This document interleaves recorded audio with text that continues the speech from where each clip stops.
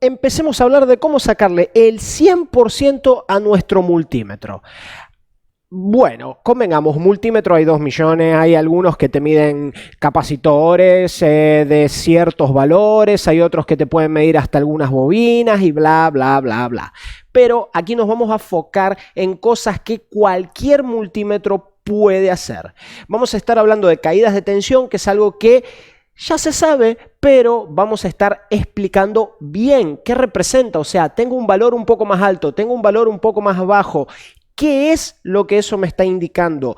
¿Cómo podemos guiarnos para encontrar una fuga, un corto, en base a consumos también? Porque en realidad nosotros lo que estamos haciendo cuando medimos una caída de tensión en una línea, estamos también de cierta manera viendo el consumo de esa línea. Entonces vamos a interpretarlo.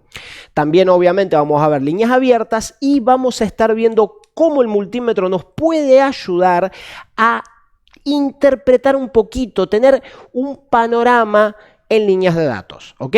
Aunque obviamente las líneas de datos se miden con un osciloscopio, al menos podemos tener un pequeño indicio de si esa línea está reaccionando como corresponde o no, utilizando nuestro multímetro. Ya lo vamos a estar viendo. Vamos a hablar también de consumos. En consumos, algo muy importante es que podemos usar el multímetro para medir microamperios. Eso nos va a servir para poder hacer diagnóstico de TriStar y también nos va a servir para ver la fuente en stand-by, ¿ok? El consumo en stand-by.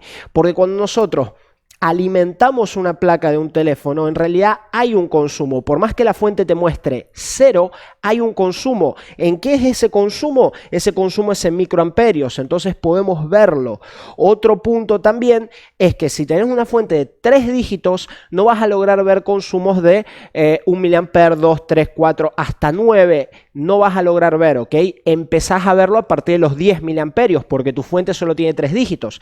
En cambio, con el multímetro puedes analizar como si fuera con una fuente de 4 dígitos y puedes hacer todo el seguimiento de la secuencia de encendido del equipo e inclusive usar opciones del multímetro para poder hacer que él te capture el pico máximo de consumo de corriente, cosa que con tu fuente no podés hacer. Simular estados lógicos.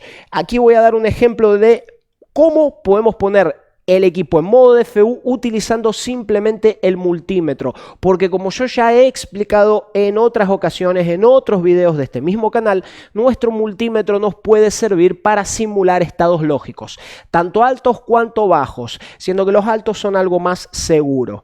Medición de 4 puntas que sirve para encontrar cortos. Sabemos que si nosotros tenemos un corto en una línea, esa línea tiene 2 capacitores, el corto puede estar en él o en él, en cualquier uno de estos 2 capacitores. Yo voy a medir uno, corto, mido el otro, corto, no sé en cuál está. Con la medición a 4 puntas, que es una técnica que ya es relativamente conocida, muchos colegas ya la aplican, podemos encontrar cuál de estos 2 capacitores es el que realmente está en corto, para no andar quitando componentes y componentes y componentes.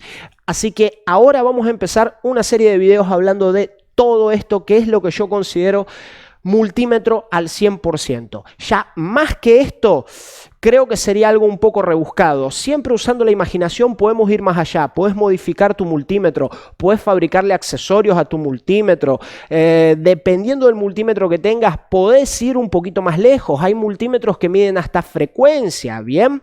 Pero los multímetros que normalmente son utilizados no son muy buenos midiendo frecuencia, no lo recomiendo, son bastante limitados en la parte de los capacitores, etc.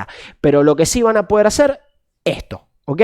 Teniendo un multímetro mínimamente funcional, un multímetro de esos que deben salir, no sé, $30, a partir de eso más o menos, vas a poder realizar todas estas mediciones de muy buena manera y tener un norte para seguir en tu reparación, ¿ok? Así que empecemos.